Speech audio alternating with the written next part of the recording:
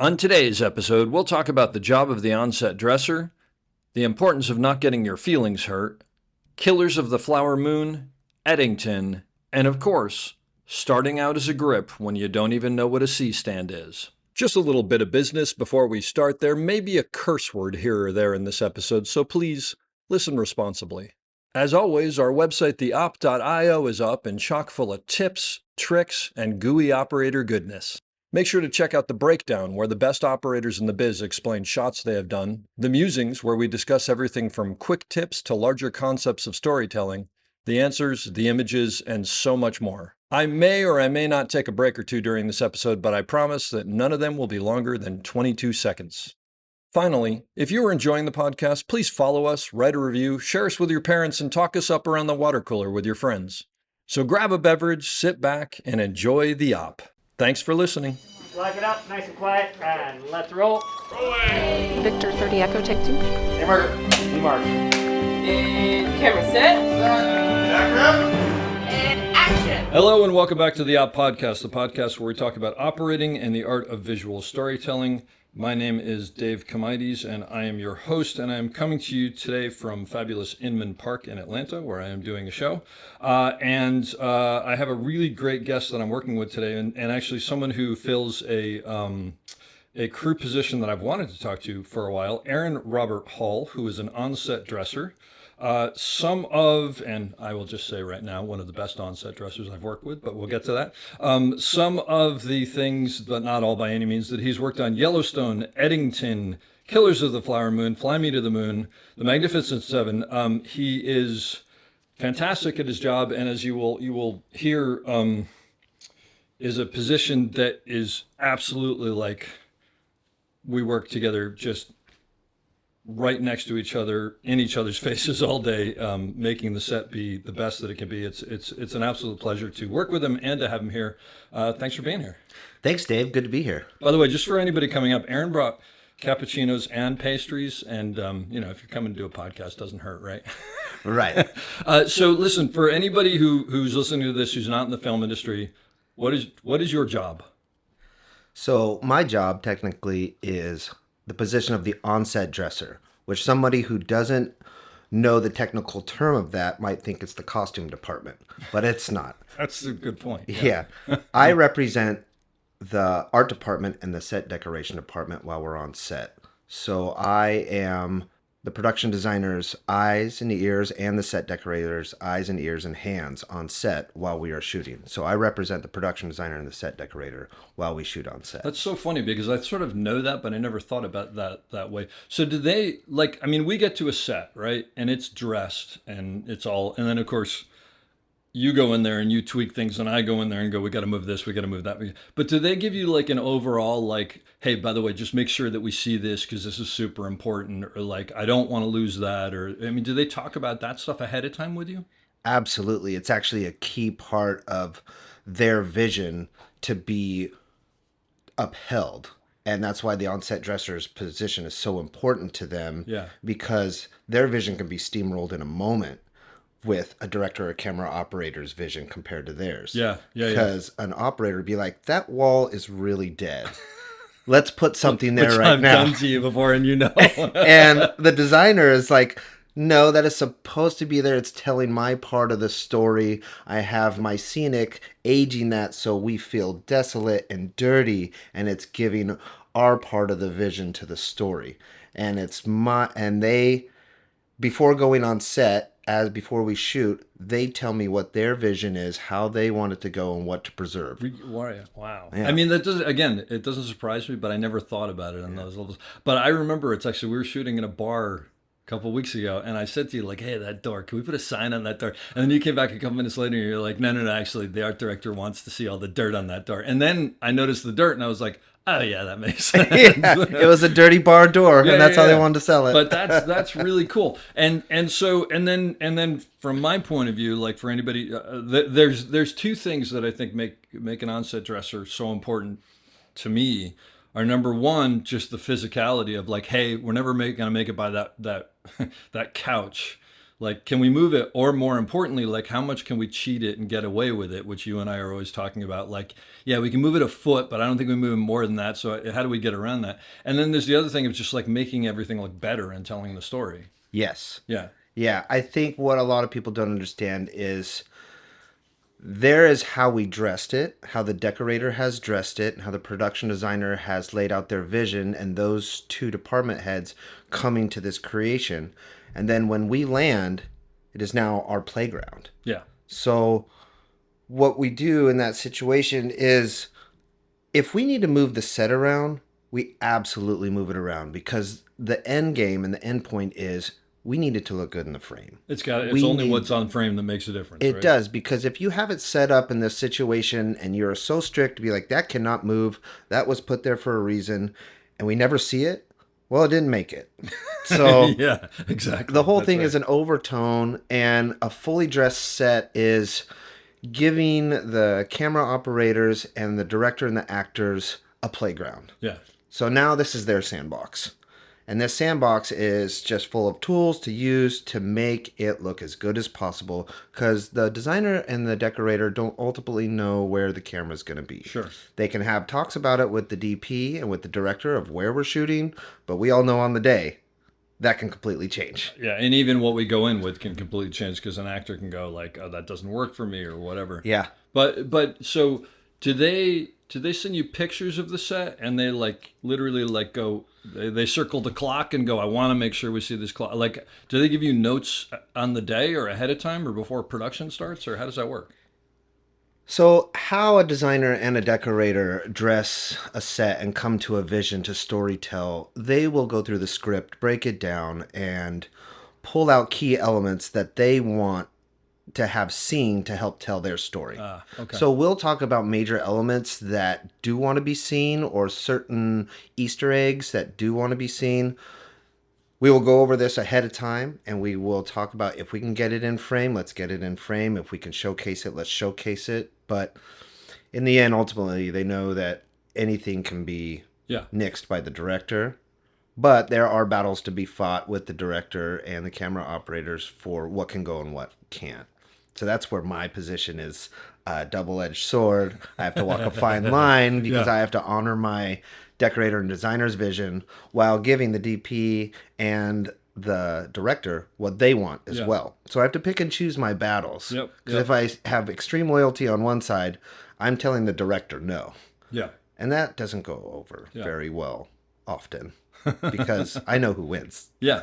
No, absolutely. But I think that's, I mean, it's in a weird way, I think that you and I have very similar jobs in that like I have the DP's vision and the director's vision, and then I have what the actors need, and then I have what the physicality of the camera is, and you have to like play that game of like, where do you go and who do you, and some of the people have to win some of the time and whatever, but you have to be very political about it. Absolutely. Which I hadn't really thought of, but I've gotten way ahead of ourselves. Even though I'm glad that you set that up. How'd you get into business? What's your story? Oh, wow. This is a funny one. So I came up and cut my teeth in Austin, Texas. Awesome. I was a working musician there, and I had met my future wife, and she was in the film industry in the set decoration department. I was working at bars in town, being a bartender and bar back at some very, very interesting bars there in town. and Okay. and I was coming home at 4 a.m., 5 a.m. after closing the bars, and she's going to work on film sets. Yeah. And she's like, this isn't going to work. So I was like, okay.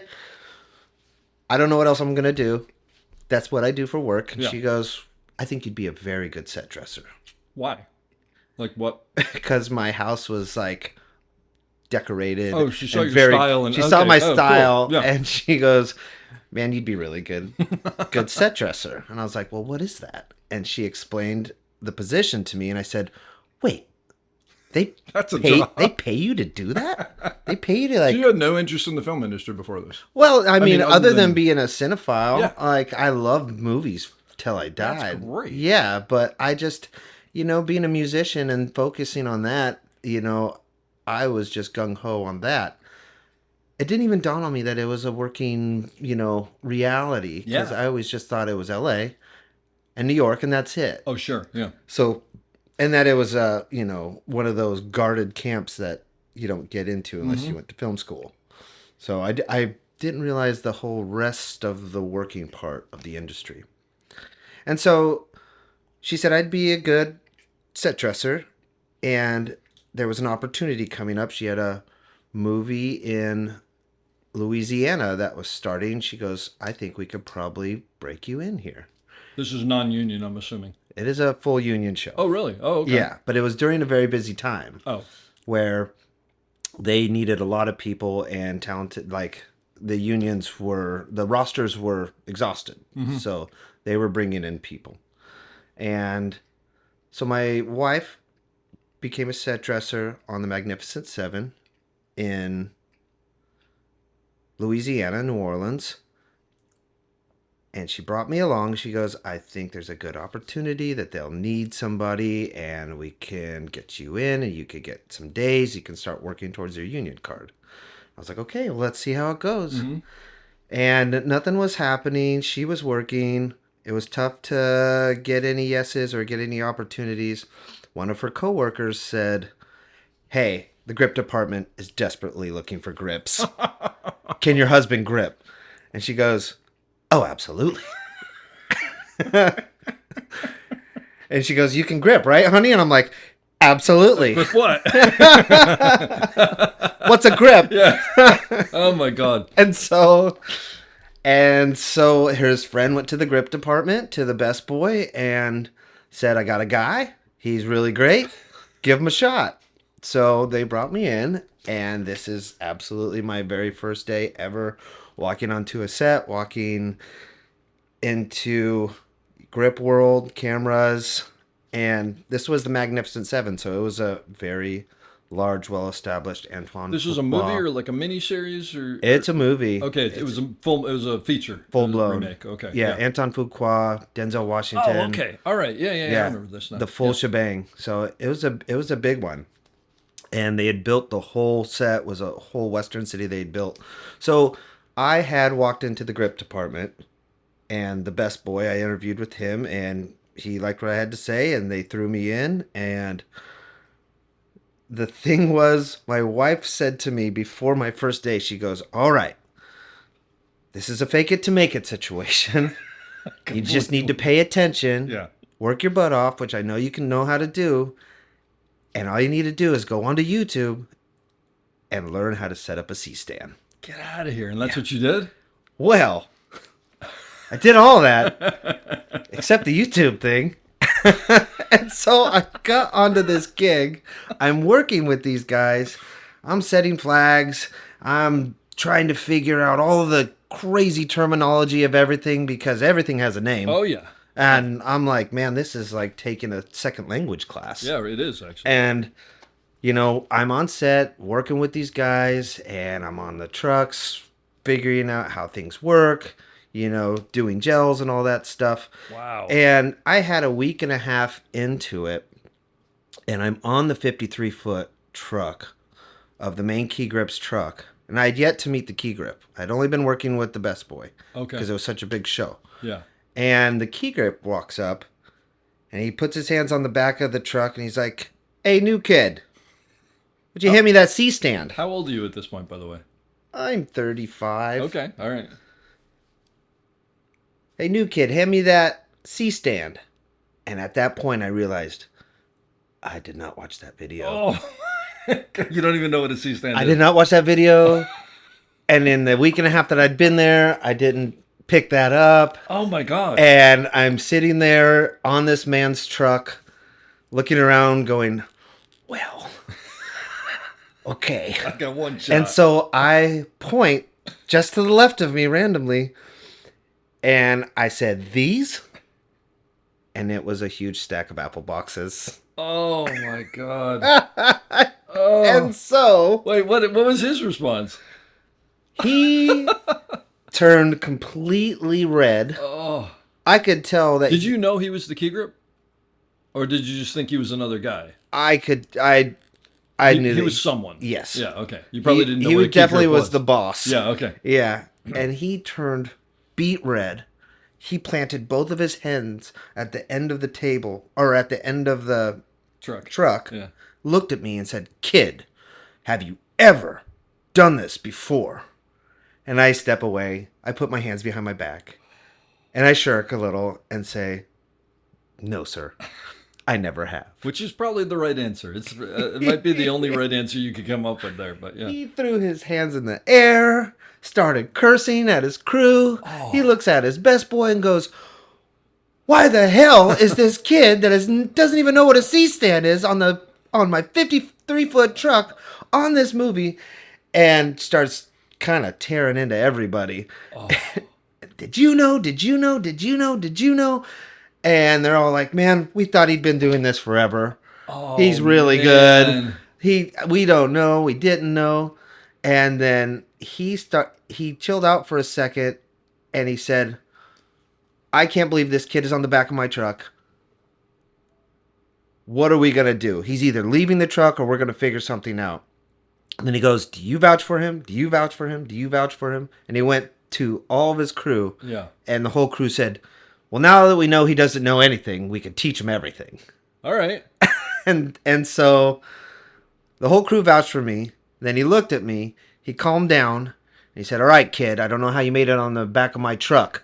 And I don't know how the crew likes you so much, but they do.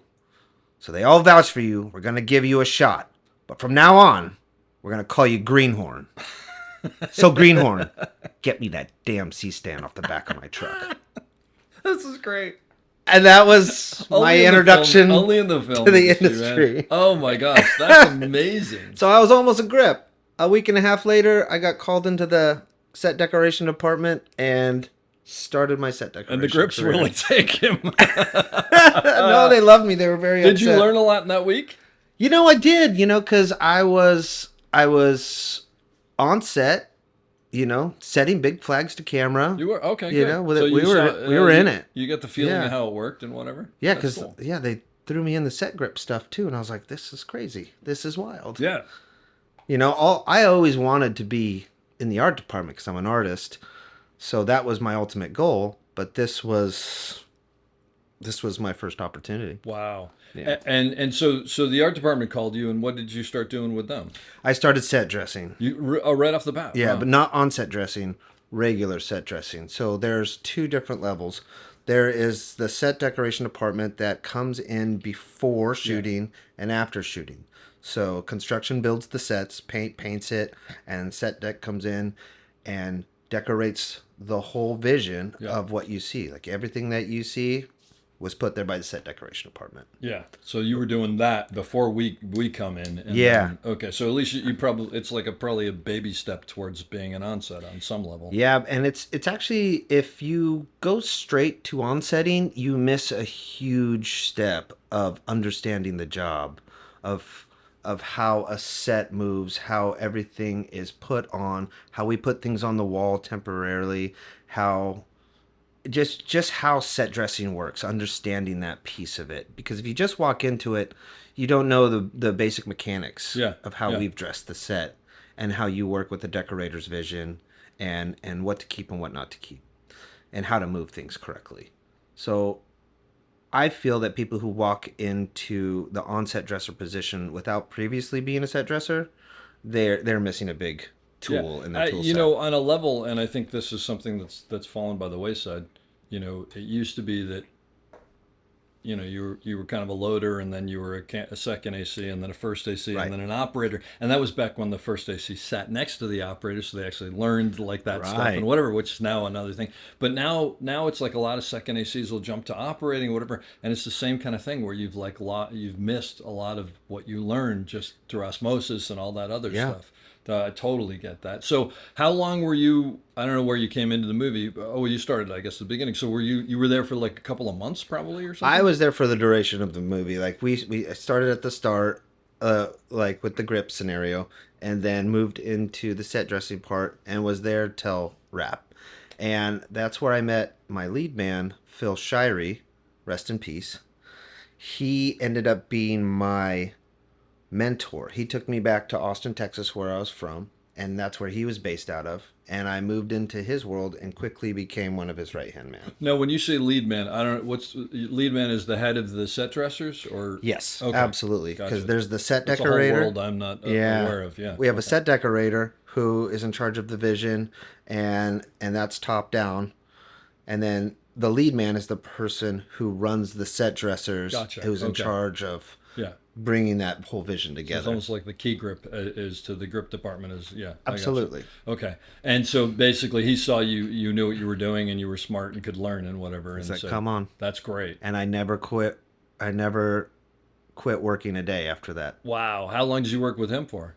I worked with him up until his death. He got cancer early and passed, and that was really tough for us. He was a mentor to a lot of us, but he was the one who really saw me, brought me on, and taught me everything he knew. That's great. Yeah. Well, I mean, I will say personally, thank you to him because he did a great job, obviously, having worked Those with Texas guys, they know how to do it, man. I've worked in a lot of places, a lot of different crews, but Yeah. that Texas crew is one of the best crews I've ever worked with in my you. whole Wow. life. So I feel very lucky. How long did it take till you made? I mean, is it a natural progression to go to onset? Well, to be honest, most set dressers do not want to be on set, and they won't touch it with a 10-foot pole. Just because there's so much more pressure and everything, There's pressure, the hours, Yeah. having to deal with sure. so many different departments telling them what to do, and I mean, when you're a set dresser, is it like a 9 to 5 or like a 10-hour day or whatever usually? it's or? a 10 to 12 hour day. It's a 12-hour day usually, but it's It's got to be normal. calmer. Yeah, it is. You come in on regular. You come in early. You leave. Yeah. At your normal 10, 12 I gotcha. hours, depending. You have a long lunch, and it's pretty normal. They're hard days. They're worse days. But you're not coming in at 7 p.m. and finishing at No, 7 a.m. there's no Yeah. overnighters. There's none of that Yeah, stuff. okay, gotcha. That makes sense. Yeah. But was it something you wanted to do then, or did you stumble into it? How'd you get to that? To the onset dresser Yeah. position, that came with time because you're not exposed to that. Like we're always, the set dresser and the set deck department is always before or after. Yeah. We're never like in your face unless we're turning sets around, and we're never on set. So I was a set dresser. I wanted to eventually become a lead man because that was the next step. Yep.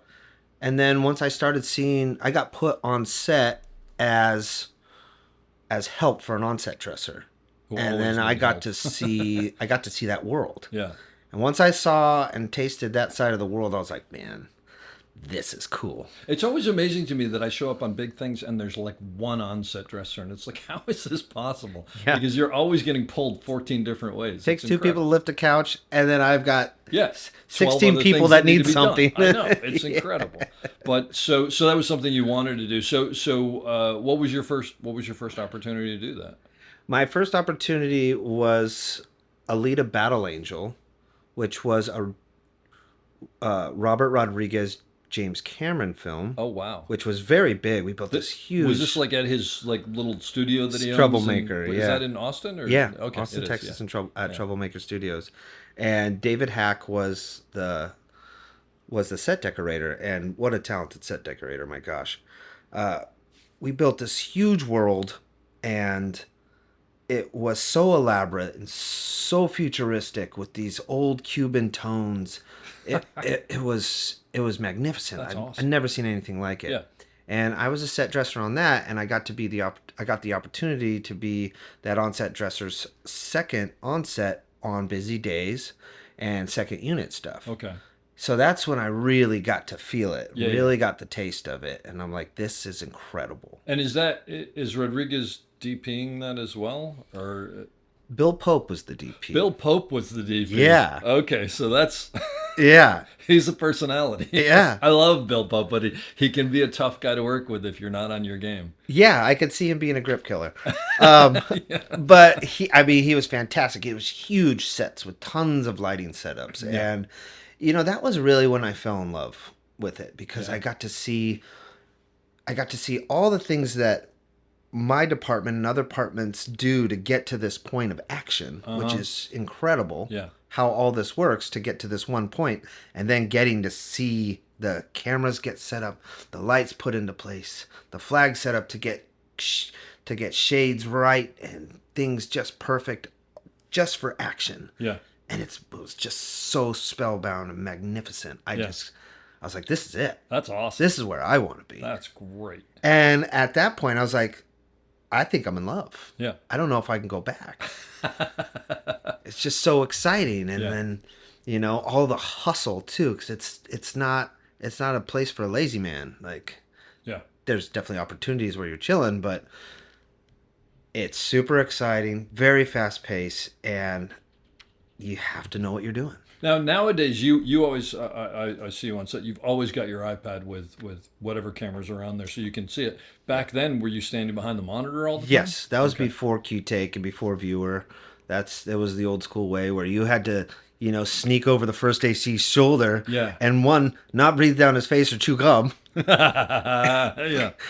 Because you'll get kicked out of there and you'll lose your monitor privileges. Yep. And then, you know, when you're young too, it's a little scary to push your way towards a director's tent or, you know, get close to the DP's monitor, because those are the only places you're going to see what's going on. Yeah. If you don't know what you're looking at, well, you can't do your job. That's exactly right. Yeah. So it was finding a way to be inconspicuous, but also be able to catch everything. Well, and that's the politics part of it, right? That's the big part. Is like, how do you be there without being there? Yeah. Be involved without being involved, and all that crap that we all do all day long.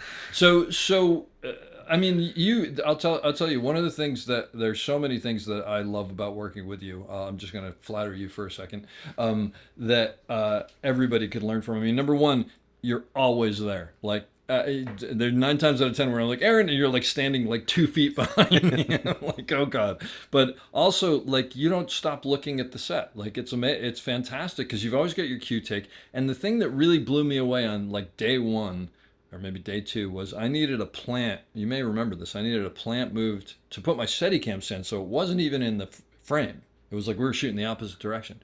You came and grabbed it, and you put a piece of tape on the wall that said, like, put me back or something like that, a black piece of tape. And I was like, what's that? And you were like, well, I don't want to forget it. And I think you also said, and if I do forget it and you look at it, you're going to go, you'll remind me or something like that or whatever. And I was like, I've never seen anybody do that before. I was like, that's brilliant. Like, is that something you just came up with yourself? It is. Is it okay that I just gave that out to everybody else? No, please. Yeah, I want all the onsets to be better. But the thing that I loved about it was like, and don't take this the wrong way, it's not rocket science, but it's genius at the same time. It's like one of those low tech, like, this is a foolproof way to do something. And now I see you doing it all the time. It's fantastic. So the thing about that is when I pull something away, if I don't give myself a reminder and I get pulled away for 5 more tasks, because you're the only person, and then I'm doing this last task that's away from this first thing that I did, and it's like, all right, rolling, and I scram out of there. If you see that and I miss it, you're like, what's that black tape? Yep. Why does that say put me back?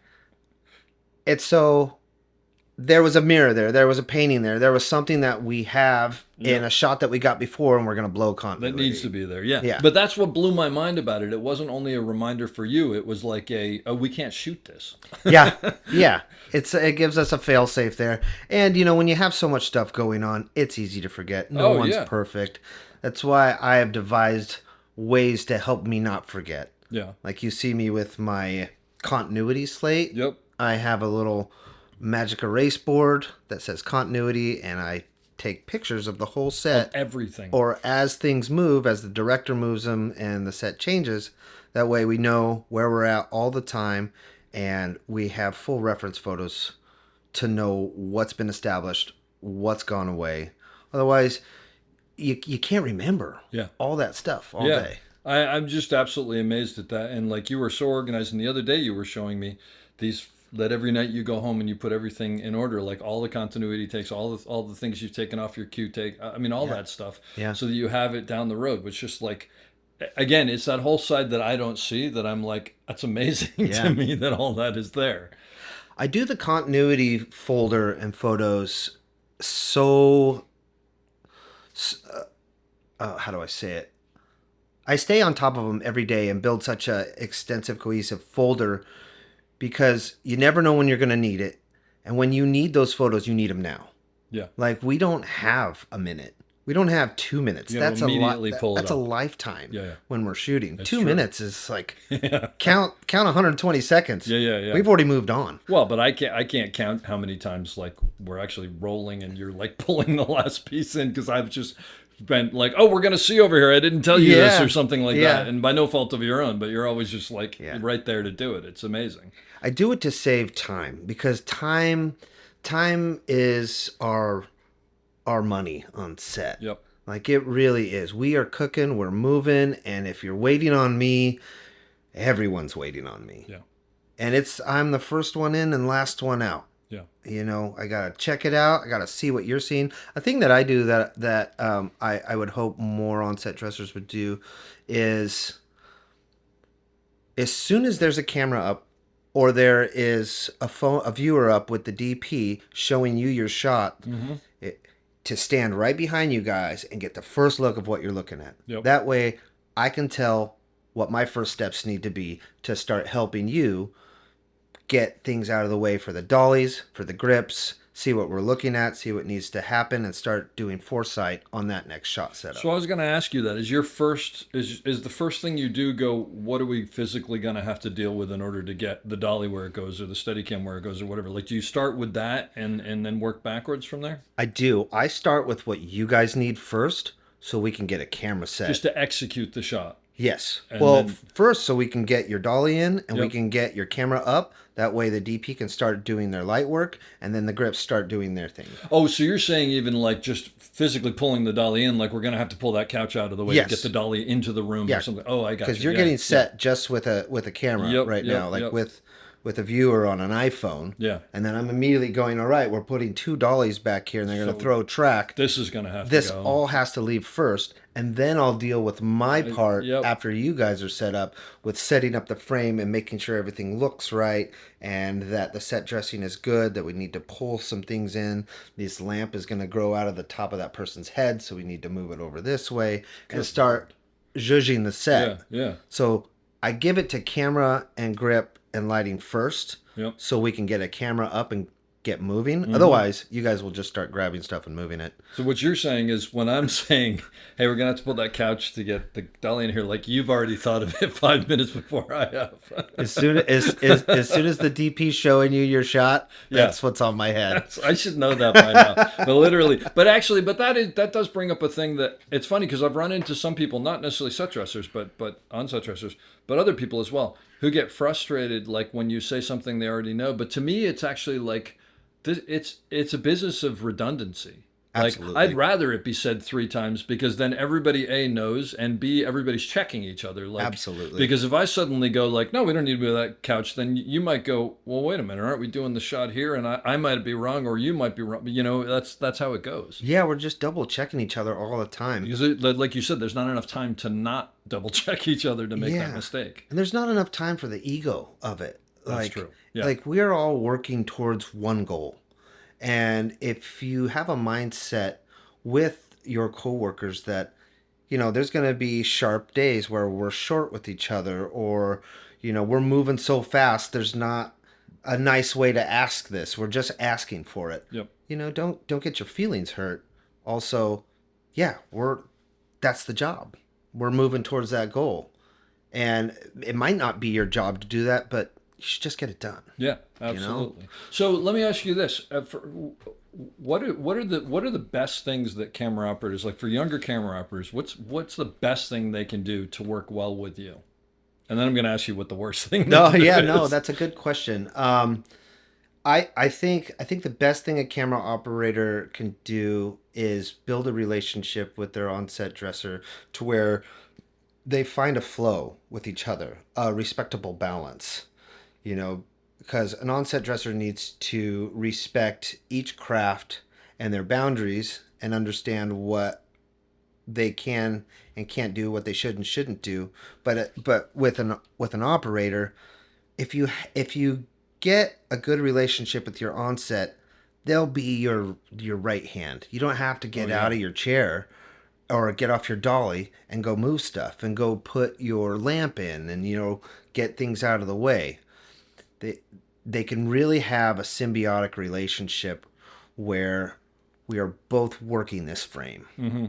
And my advice to an operator would be like, strike a relationship with your onset if they're there and they're willing to be there and they're paying attention.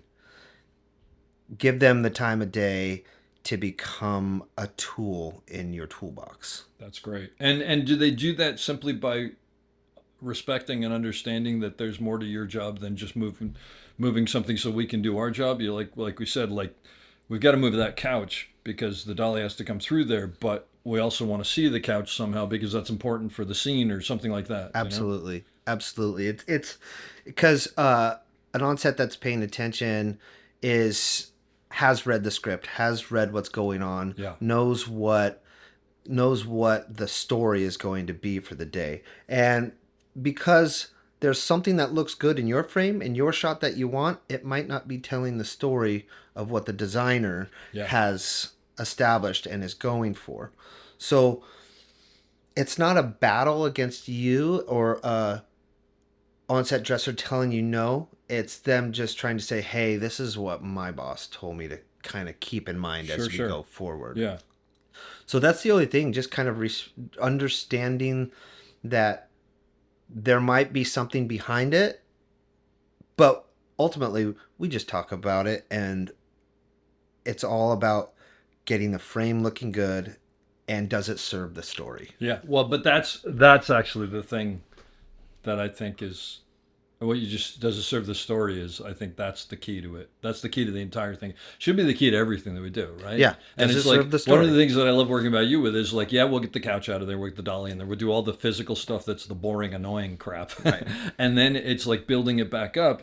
And there have been times where I've thought like, God, Aaron and I have talked about that lamp in the back of the shot for 4.5 minutes straight with nothing else, and we still haven't come to it, but we're both figuring out exactly how much it should be there and how much it shouldn't. And it's great because it's not about right or wrong, it's just about that's part of the story, so it's important that it frames the shot or whatever. I absolutely so appreciate the detail that you put into it, like, how much emphasis you put on these things. It's great. It's the best. And then I have a B cam to worry about too. And sometimes a C cam, right? Yeah. No, I'm always amazed by that. It's just like it's like it's like you have dual personalities going on or multiple personalities. You got to keep an eye on all that. All of them. Yeah, when you have 3 cameras up, that's when you're like, all right. Because if you're not paying attention, that doesn't mean that everything else stops. Like, it is moving so fast without you. If you step away and you're not there, it gets away from you. Yeah. And it'll be fine. They're going to shoot what they shoot, but it just might not be, as tight as it could be. Yeah.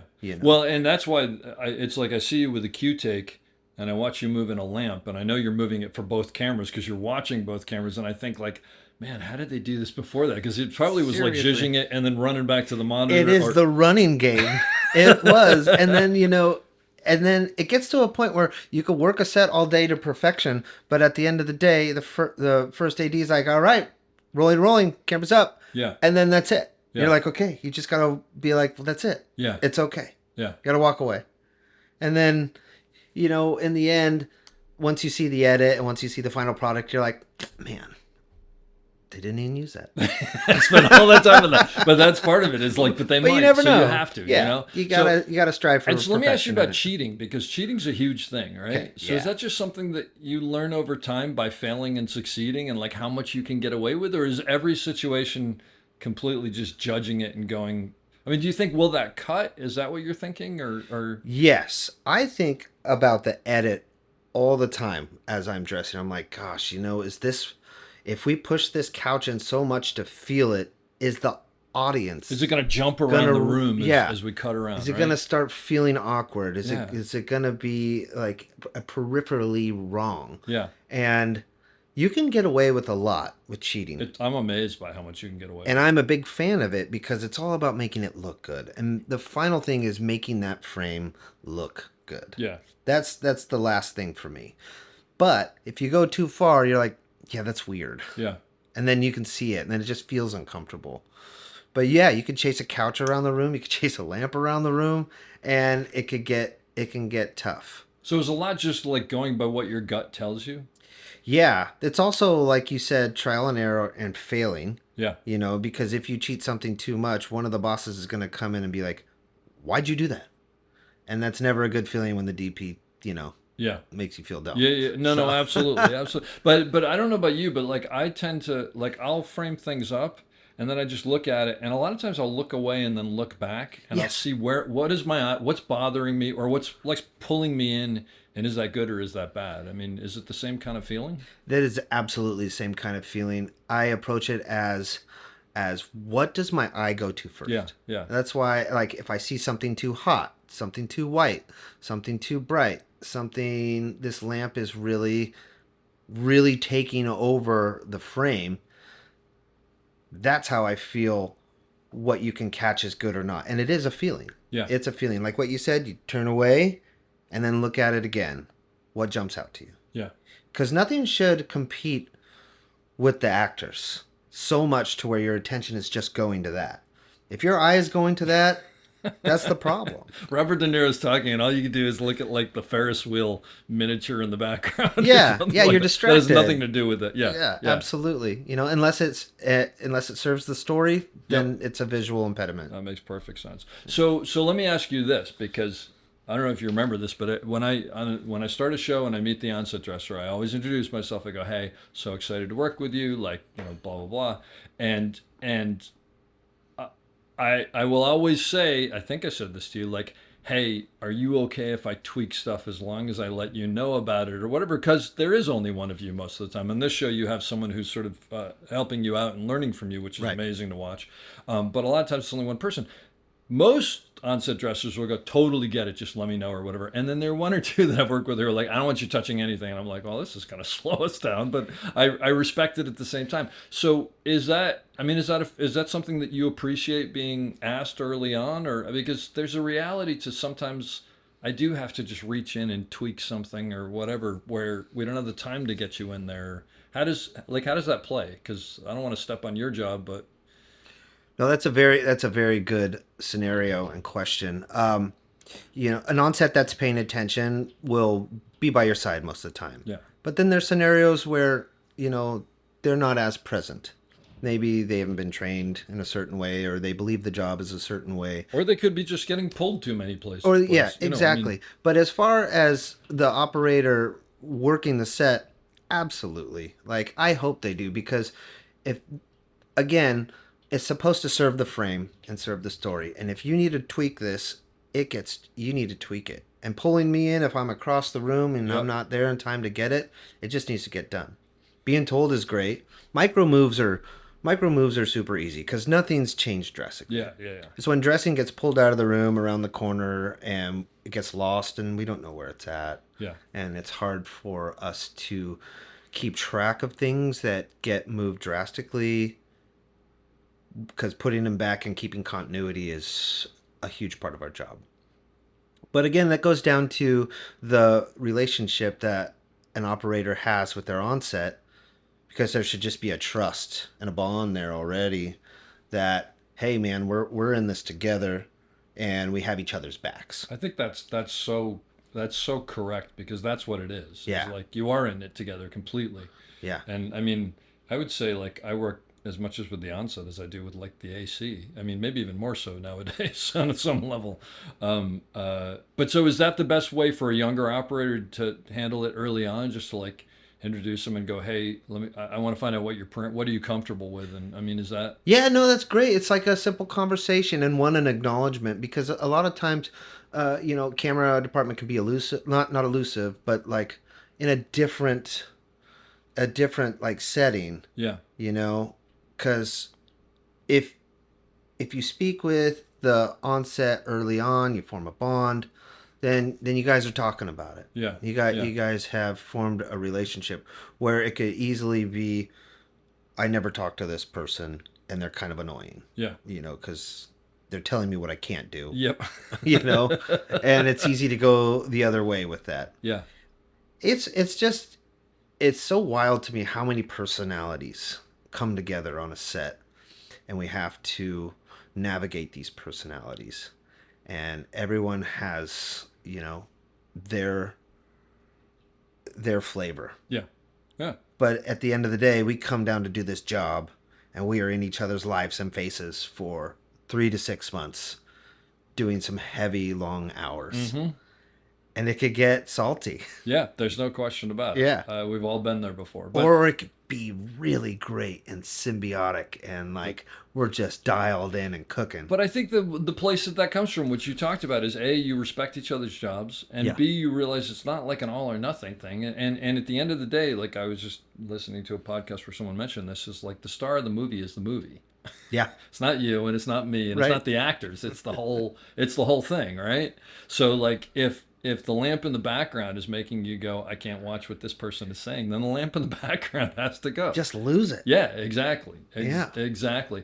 And then how do you deal with things like what I did the other day where I said, I'm absolutely not going to see those chairs. Can you move them? And then you came in after the shot, which had changed, and you were like, you saw that the chairs weren't there. And I'm like, oh, crap.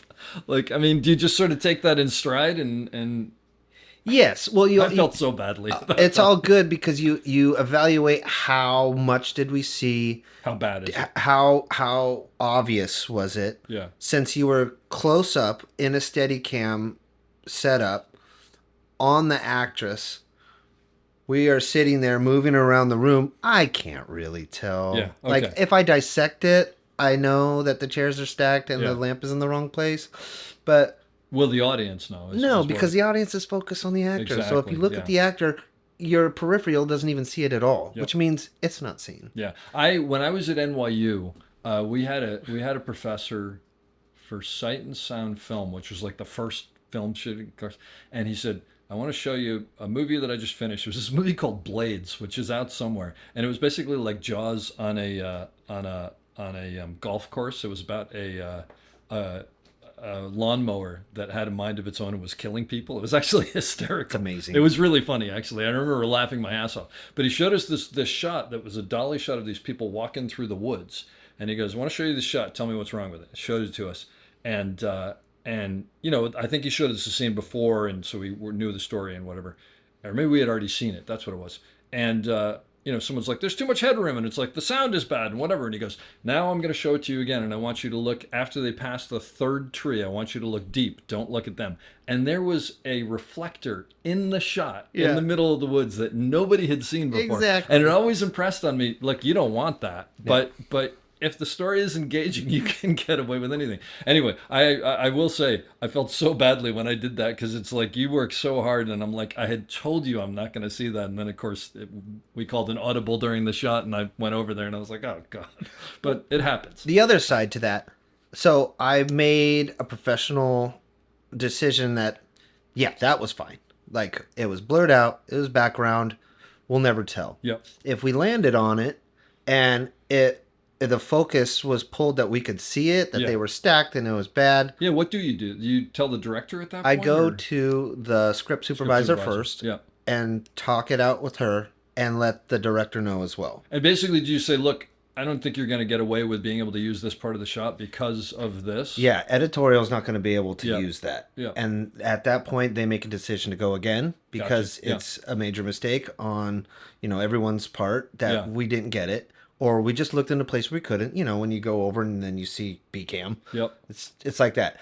Is it cuttable? Is the director going to use that? Are they going to cut out of that? And they'll make that decision if it's so important we need to go again, or like, no, we're good. Moving Yep. on. And do you walk over and go, I just want to let you know the camera operator screwed me? No. You just got to keep it chill, and No, you I just show what's happening, and you just go, this is Dave's fault. Yeah, this is absolutely, I don't want to say any names, but it's his fault right there. It's not my fault. He told me, which you should, because I completely told you I wasn't going to see that. And the funny thing is, on the next take, I remember specifically going, don't go too far to the right. Don't go too far to the right. Yeah. And we didn't do it again, but it happens. I want to ask you about some specific movies. You worked on Killers of the Flower Moon. Yes, that was an amazing experience with Martin Scorsese. I mean, first of directing. all, when you get a job, you get called for the job with Martin Scorsese. You're just like out of your mind. I mean, well, I thought my friend was. I thought the man who hired me was pulling my chain. I was like, funny, yeah. let That's cute. me back up and ask you a question. Who hires you? That's a good question. Usually, I mean, or Usually, who hires an on-set dresser? There's three different pathways.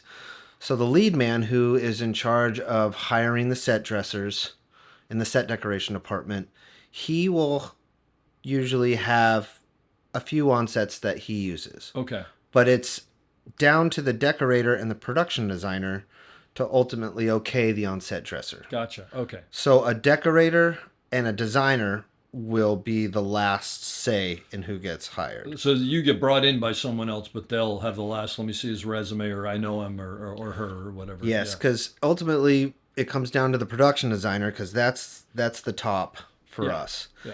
And as you progress in your on-set dressing career, you usually just get hired by a production designer or a set decorator. That makes sense because at the end of the day, you're the final gatekeeper, right? You are. And that's like super. That's got to be more important than the set dressers because you can fix that if when you get to set or something like that. I mean, I don't want to say more important, but it's just like if it gets past them, there's still room to fix something or change something or whatever. But I'm the last line of defense. yeah, For them. yeah, You know, after they dress a set, they go through different iterations of how they feel, they want it, they like it, but they can change it up to that point. Yep. But when a camera's on it, that's it. that's it. The last line of yep, defense. Yep, exactly. You know, so a lot of trust is put in Makes that sense. person to make sure that the drapes come down and they look really good because curtains are real big for bad curtains on set will really, really piss off a decorator Oh, and yeah. designer. Yeah. Because one, it shows you're not paying attention, you don't care. Oh, that's interesting. You Yeah, know, I didn't think because about that.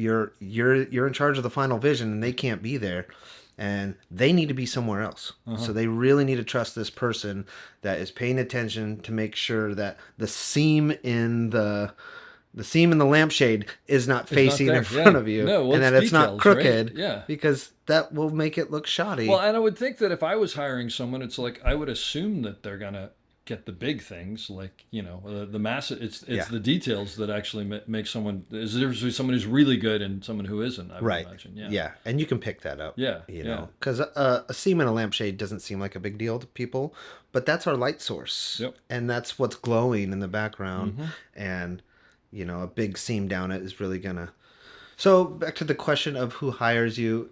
In the end, it's the production designer and it's the set decorator because Yep. you're the one in charge of their vision and that they rely on set. So they can walk away and keep doing their jobs because Yeah. they're so busy designing and decorating the next sets, they can't be on set. Well, and they trust you. That's the key. And then they That's trust you. Really, what all this is about. Because a bad on set could really throw it out. Sure. Yeah. One, you get a bad taste in the mouth with the operators because you're not there. Yep. If you're not there, they're doing your job. And then the grips end up becoming on set dressers because they're moving the couches around. They're moving things around Yeah. because Yeah. if Yeah. you're not present, you're not Sure. doing the thing. Unfortunately, and it happens Yeah. too. So sorry, but I took you off track. Back to Killers of the Flower Moon. So you get the call. You don't believe it. Oh, yes. So yeah, I don't believe it, but it was one of my lead man, Tony Ziegler. He's a phenomenal lead man, and he gives me the call. He says, "You want to go to Oklahoma for Martin Scorsese's Killer of the Flower Moon?" And I'm like, "Haha, funny. That's a good joke. Yeah. What are we really going on to?" He said, "No, absolutely. Adam Willis, this great decorator, has called us, and it's for Jack Fisk, production designing, who is one of the great production designers that our industry has ever had." And we get the call. We pack up. It's a 6-month-long shoot. And we head out to the middle of Oklahoma. And it was so exciting because like the best of the best was brought out. That's why I ask is like that's the show, right? You've made the game. Absolutely. It could have been so much harder and so much more difficult because we were up against the elements every day because we didn't have a stage at all. Oh, we didn't really? shoot anything on a stage. Oh, it was in not practical, but I mean like a built set on a on all location. Yeah. Wow. Yeah, we transformed the city of Powhuska, which was it's on the Osage Reservation, Yeah. which is the actual city that all this went down on. Oh, I didn't realize that. Yeah. Okay. Marty was very, very strict on keeping this historically accurate as Yeah. much as possible and actually going to the places where the incidents happened That's and cool. shooting there. Even if it was like an hour and a half drive away from where same field that it looks Yeah. like, we went to that Who cares? field. Yeah. Wow, that's really cool. Yeah, it was pretty exciting. And, all the heavy hitters were brought in and the crew were all pros. And we had challenge after challenge after challenge, but with such a great crew, it was seamless. Yeah. And you're working with Scott Sakamoto. Which Oh is my just, like, gosh, Sakamoto, what a unbelievable, right? I mean, first of all, an amazing operator, but also just like a wonderful person. so chill, so cool, very serious but fun as Yeah. well. He didn't suffer fools. Um, but watching him work was one of the greatest operating experience I ever He's seen. a master. He is. His moves were just so impeccable, and how he just got from A to B was wild. And I got the chance to do like fun special effects stuff, like with fishing line strings opening doors so he can get in without Oh, that's great. opening doors and closing doors for Yep. in and outs. Oh, that's fun. We were all just in these huge moves where just multiple people were happening in this house, and so many moving parts. It was like, Those are the best when it's just like, okay, there's no way that this works. How do we figure out how this works? Yeah. And then everybody puts their mind to it. It's like, exactly. yeah. There's a guy behind that door, a guy under the ground, a guy he Yeah. has to step over, and then the Yeah, guy and then lowering suddenly, this like, down. you're a kid going, let's put on a play, and you're just sort of like all figuring it out together. That's fantastic. Those are the dream moments. Yeah. That's the ones where you walk away and you're like, wow. I mean, was it overwhelming showing up on set and Marty Scorsese's there? Yes. Yeah, that's the only answer. Yeah. Yeah, I think what it was is I pinched myself. I was like, am I really here? I've got Martin Scorsese walking up, and he's like, all right, guys, we got this. Bang, bang, bang. Big finger guns guy. Finger guns guy. I Yeah, love it. Yeah, coming in. But what Marty required was absolute silence Interesting. on set. I love that. And you know how fast and loud Oh, yeah. a set can get. Yeah. Like, everyone's just bullshitting, hanging out, blah, blah, blah. Volume gets really loud. Marty walks in, Boom. and it's crickets. Great. And then, like, the one electrician or the one hair department person that's still talking, they're the only one talking. I didn't realize And that. Marty Really turns quick. and just gives you the eyebrow. Yeah. One eyebrow up. And that's it. And you have shut up and sunk into the shrubs. Amazing. Amazing. I love it. That's beautiful. And I mean, when you're, I've never worked with anybody like him. I think on that level. I mean, is it just impressive to watch him work, or when you watch it, is it just like, well, clearly he knows what he's doing, I mean, there's no question, but it's just like, nope, it's the same type of stuff that other people do, and just he has his way. No, what was really impressive is he knew what he wanted, and it wasn't like 24 takes to get as much as possible. I love He that. was like 3 and done. Well, also part of that is he's Martin Scorsese, and nobody's telling him what he needs to get. Some of these things, like, well, we got to get what the writer wants and what the director wants and what the producer wants. Yeah. Yeah. Oh, that's fantastic. His MO was 3 takes and out. He would go in with the take that he had rehearsed with the actors beforehand, and they would do that. And then he would go in and give notes, and they would do those takes. And then he'd be like, all right, do whatever you want. So here's a freebie. Here's the freebie. Yeah. And then he'd let the actors run wild on the last one, and then, all right, moving on. Love it. Absolutely love it. And, also the mastery of watching him was watching his first AD, Adam Somner, which is the greatest first AD I've ever worked It would for. have to be, right? He's just so impeccable. He's got a backup plan to the backup plan. He is moving so fast. I'm like, how does your brain That's incredible. process this and move this? And that man did not suffer fools. I'm sure. And he would You let can't. you. He would let you know. Yeah, you can't. But because it was a rite of passage to be there. Like, you are at the top. Yep. Like, you're here. Act like you're here. That's fantastic. And if you're not supposed to be here, get out of Go here. away. Well, there's someone willing to take your job. That's Yeah. great.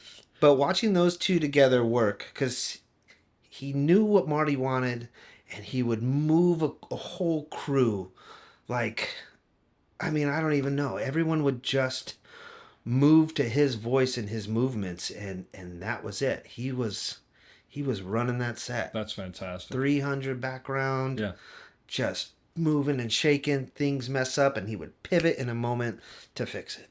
Well, is working on a period piece easier, harder, better, worse? Like, does it make a difference? Is everything its own thing, or? It's so much more challenging. Yeah. Yeah, it is so much harder. One, everything weighs a million more times. Oh, I didn't think about that because it's real. Yeah, because it's real. Yeah. It's oak. It's steel. Oh, and, yeah. There's you know, that. So just the physicality of it. Yeah. And then, for wardrobe, they're all builds. They have to build half of it, and you have 200 background in 1920s attire. Yeah. Everyone, all the work that goes into that, creating that level. Sure. And then everything that the art department has to do to bring this period piece to fruition, and then we need to add pieces. Well, we have to have those pieces to add. Yeah. And it's... Does it change your job on set at all, or is your job pretty much the same because you're working with what's been given to you? Like, yes, that stays the same because, well, other than moving things, like you said, a great challenge is you can't add, since for continuity and for all the Reddit people out there that want to pick apart a movie, yeah, right? You can't just add things because you want to. Here's a great example. Marty wanted a fan in this interrogation room. Okay. A stand-up fan. And this is 1919. This was on the day or ahead of time? This is on the day. On the day, okay. On the day seems like it would be the big problem, right? Yeah. You can't go to Kmart and go pick something up. And pick up 1920s stand-up fan. Yeah. Well, it came to reality. Marty goes, I want a fan. I want a stand-up fan right here. And the other on-set dresser, Eric Luling, and I were talking about it, and he brings up a great point. He's like, I don't know if they had fans that's what I was going to say. like that. Maybe they didn't exist. And Marty goes, I have this great fan in my room right now. Send a PA to go get it. Well, it was like a knockoff old fan from like 2000. Yeah.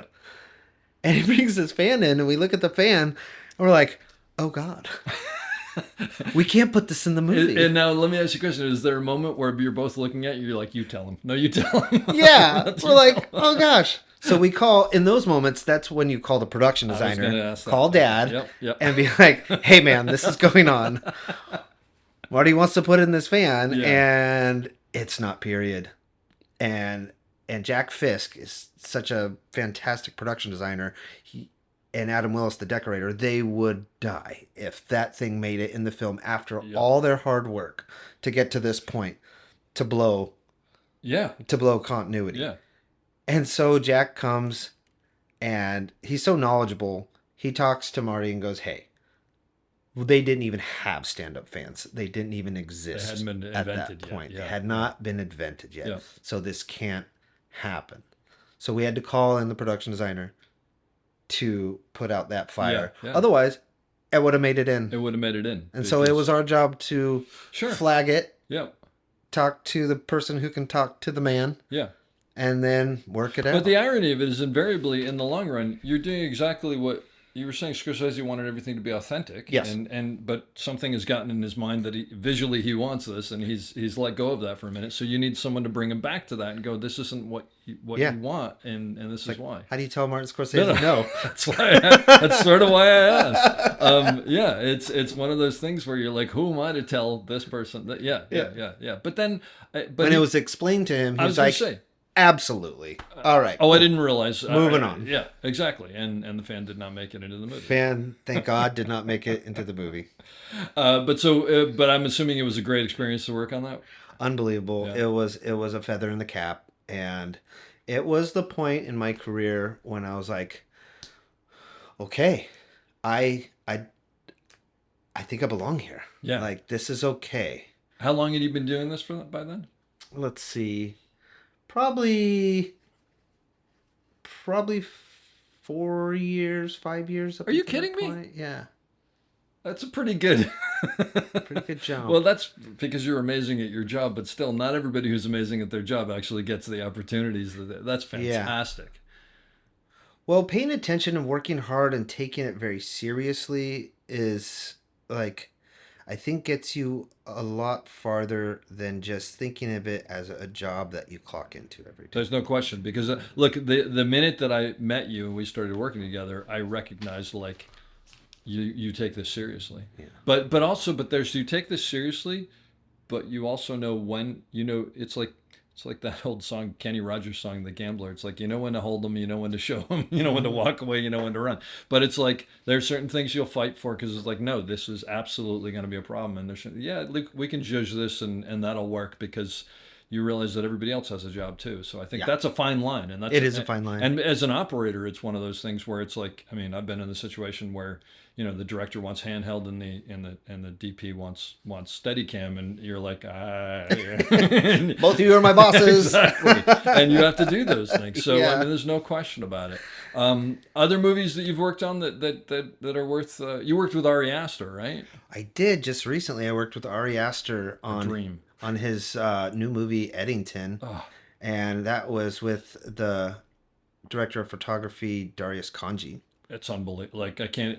The two of them, I can't even imagine. Yeah, it was Two artists. wild, and Darius was a gem. I mean, Yeah. my gosh, I love that man so much. Oh, We had such a great time. His care and crafting and sculpting of light was he's a genius. phenomenal. Yeah, he's just painting with light No, all day. there's no question about it. And then Ari's tenacity, like he knew what he wanted all the time, and he was so involved in the power of the direction and the light and the camera moves and the lenses, like more involved as a director than I had seen before. Yeah, that's what I was going to ask because his movies are auteur movies. There's no question about it. And they've been shot by different people, but they still have it's his design. He knows exactly Every shot every frame is sculpted in his brain. Fantastic. Yeah, he really has the whole thing in his head. And does that flow into your department as well? Like he's like, no, I need this lamp there, I need this couch there. Absolutely. And I worked so close with him on the movie too. So once they can trust you as an on-set that's paying attention and with you, you become a tool for all of them. And then they trust you, and then they're going to you instead of just asking the first AD that we need this done, and then they go down the line of how it needs to happen. They're like, Aaron, this is how we want to craft it. And then in the next scene, we're going to turn around and do this. Do we have this available, and can we pull this off? How do we do I'm this? like, absolutely. Let's call in the troops. Yeah. And we can sculpt shots and ideas and change things as they come up as we talk about them. And that's a really fun relationship too that you get to have if you're there and doing your job. You get to be a collaborator and co-creator with the director, the DP, and the camera operators. Mm-hmm. It's very exciting. It's an honor, and like you're in there making movies with them. There's no question. And you just said something. You've said it a couple times in this, which I think is so valuable. It's like trust is the biggest part of this industry. Yeah. Because I don't know about you, but like day one on a shoot, I'm introducing myself to as many people as possible. I'm forgetting most of their names because I'm terrible with names and I hate that about myself. But I'm trying to like glom onto something so I can remember who they are and what they do and whatever. And then slowly as the days pass, I go, okay, all right, so the boom operator is really good. I can trust the boom operator. I don't have to think about the boom operator. This person, I don't know about yet. This person, I have to keep an eye on because this is like, and I think you start to do that to where then you realize like who you can rely on, who are the go-to people. Do you do the same thing? Absolutely. Yeah. Absolutely. Like a big thing is I will watch how the grip department is operating in a set. Like at first I'll be like, hey guys, I got that. Because they're probably used to like as far as moving things out of the way and whatnot. Yeah. And like a camera operator, a cam operator that's real handsy, they like to move stuff because they're used to it. Yep. And not, just forming that relationship, be like, okay, I am here, I'll be your guy. Yeah. But when you form that bond and that trust, you can be like, okay, we're cool. We have a relationship. They know to call me. Or if they don't care, I'm just going to watch them a little more. Yep. I'm going to pay attention to what they're doing to make sure something doesn't slip on my end. Yeah. So yeah. I gotta babysit that a little more to make sure that, if they're going to move stuff and they don't care, we don't have a bond or a relationship, I just got to pay attention a little more. And actually, now that we're talking about this, is for younger camera operators, I think, or any camera operators, it's important. It's almost like on day one and day two, I'll probably over ask you about stuff because I want to let you know that I appreciate what you do and that I respect what you do. Mm-hmm. And then as we get crazy into production, because you trust me and I trust you, it's a little easier to go, oh, you know what? I have to move. You weren't there, so I moved this lamp to the left. And you'll invariably go, yeah, totally. Let me take a picture of it so I can reset it. That's fine.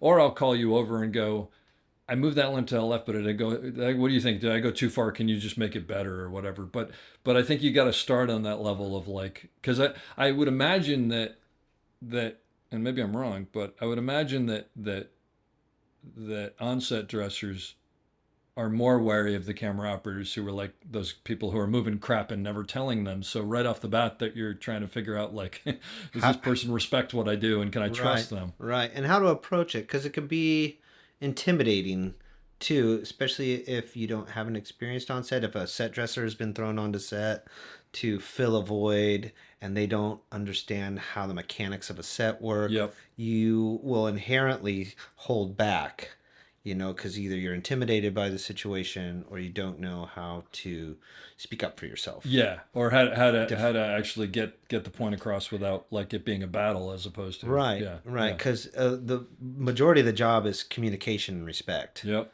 And finding and striking a balance between everyone and their craft, and knowing where you're overstepping and knowing what your place is. Because it's easy to go over. So you have to know what's okay and what the boundaries are.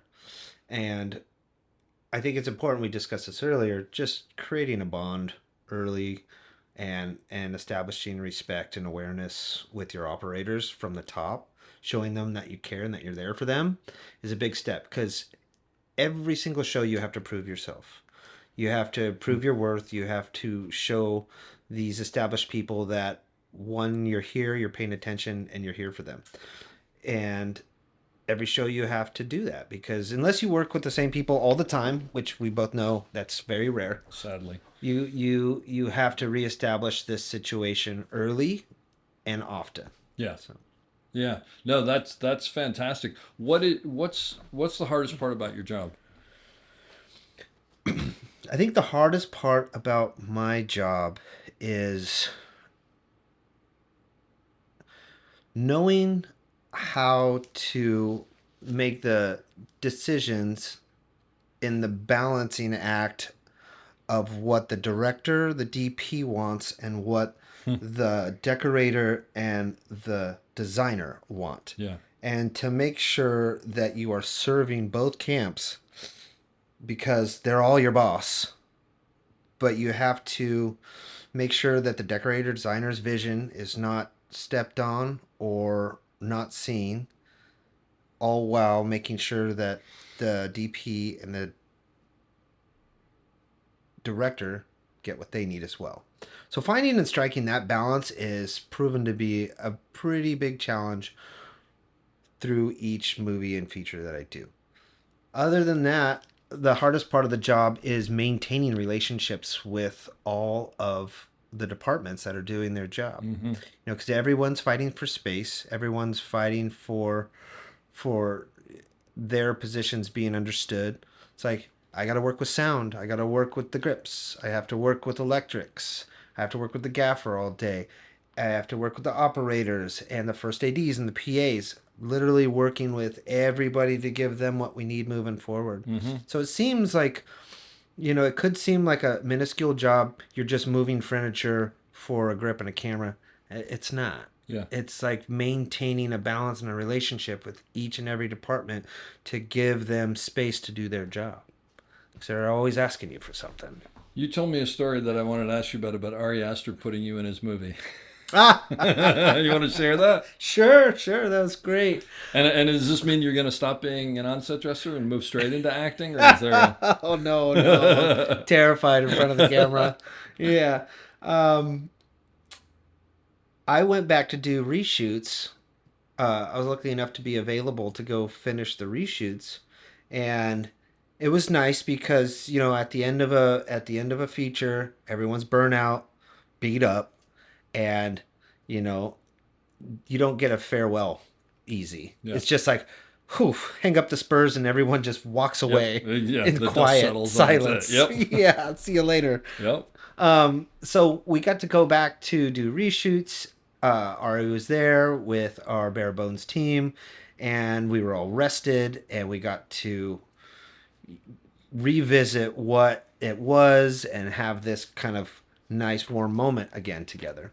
So as we were talking about a new shot that Ari had crafted, everything was reshoots, and then we had this one new scene that we were shooting, and Ari's sitting there scratching his face going, man, I really need a all-in-one band, like a one-man band to be playing this wedding reception, because we were shooting a wedding reception for Joaquin Phoenix and Emma Stone, and it was their wedding reception that we were shooting. Okay. And the decorator, Adam Willis, is standing with Ari and I, and he goes, well, Aaron's a harmonica player. Why don't you put him in there? And Ari just looks at me and goes, yeah. Aaron, do you have your harmonicas? And I'm like, well, yeah. They're in my bag. He goes, do you have a cowboy hat? And I'm like, I do. Oh, man, this is going to be perfect. Will you do it? And so I did. And I sent him some songs that I had, and he chose the one that he thought would best fit the script and fit the scene. And we shoot a whole day, and then we get to our final scene, and I get into costume. I get in front of the camera, and I'm next to Joaquin and Emily, and it's action. I play this beautiful opening, which is supposed to be the speech, but instead Ari wanted the song to be the speech. So I do this harmonica song. I sit down, and then they get into their scene and his speech. That's awesome. Yeah. Was it nerve-wracking, or did you Yes. just I thought it'd be cool, and then I was like, oh wow, this is happening. Was it completely weird to be in front of the camera? Or did you not even notice it? Yeah, no, it wasn't too weird, because, I'm in front of the camera all day, but it's not, it's never while I'm rolling. Well, that's what I mean. Is like, yeah. It seems like when they call action, there'd be that part to be like, wait, why am I'm supposed to be back there? What am I doing? It popped into my head immediately. It's like, oh, you're in front of the camera, so you need to play by the rules. Yeah. No fidgeting with your hands. No looking at the camera. All the things that you that you call the extras out on, and the actors are like, oh, looking straight at the camera. Oh, this is hard. Yeah. And then I'm like, all right, cool. Put your hands on your legs. Just pantomime, do your thing. Awesome. Like, I can't wait to see this movie now. That's great. That's man. And Joaquin was just a gem. Like, my gosh, he was so great to us. Was he? He really was. I've never had a better experience with I've an heard actor. nothing but great things about him, which is interesting because he's method and you would think he could be very tough. Like people worked on Joker and whatnot, but they said no, he's like in character, but he's also like, he's very much there for you and understands the process and everything. He treated every single one of us with the utmost respect. That is fantastic. And he really, really shined on you when you were good at your job. That's great. Which was just wonderful. It was the best feeling ever that I've got from an actor. So, well, Aaron, this has been fantastic. I know that this is not the last time that we're going to work together because, as I've mentioned to you, you're now in my deal memo, which means you're going to have to take some movies you don't want to, but I don't really care. But no, this has been really eye-opening, and I'm so happy because I really wanted to get an on-set dresser around here because the truth of the matter is, I kind of view you as part of the camera department, in all honesty. Like, yeah, you don't touch the camera, but you're so involved in everything that's in front of it, more so than many others. It's fantastic and great to work with you. And this has been great. I'm going to leave you with the question that I leave everybody with, and then after that, ask you to take us out with some of your fantastic harmonica playing. But the question is, what advice would you give to someone getting into the business now on how to succeed, and or what do you wish you knew back then that you now know that you could tell your younger self? Oh, that's a great question. And thank you, Dave, for having me on here. This has been really awesome.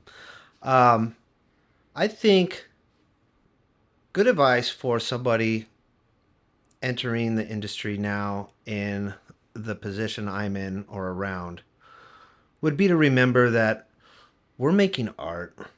that it's really lucky to be here. To not think of it as I'm just clocking in and clocking out.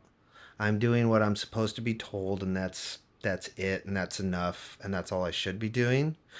To really take the moment seriously and put all of your passion, all of your love, all of your dreams into this moment, because there's all these things coming to this one moment to make this artistic vision a reality. And if you go into it with love and respect and your own personal vision of love and respect, then it's a piece of art that you're making as well. And it's yours as well. You get to be a part of it instead of just being a piece of it.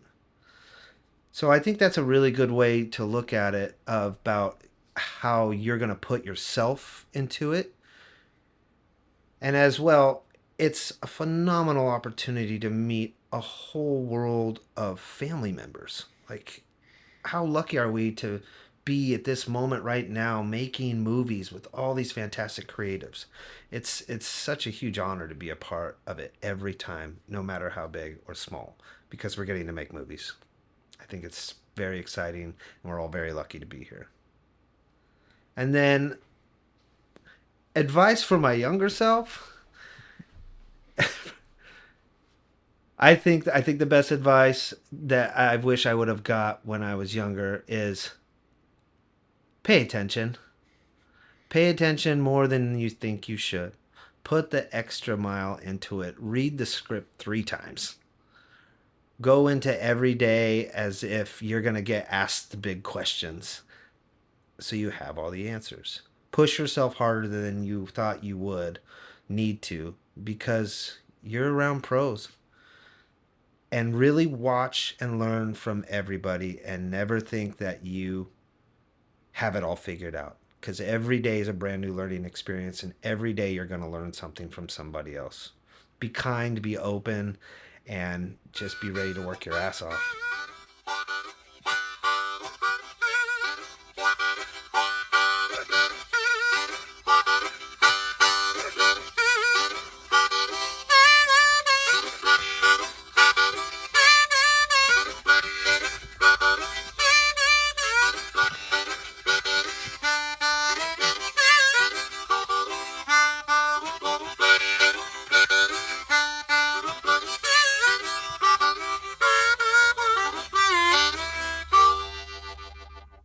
That's it. I hope you enjoyed that as much as I did. We'll be back soon with another great episode. Don't forget to check us out on theop.io for all sorts of information on operating and storytelling. So thanks for listening, and have a great day.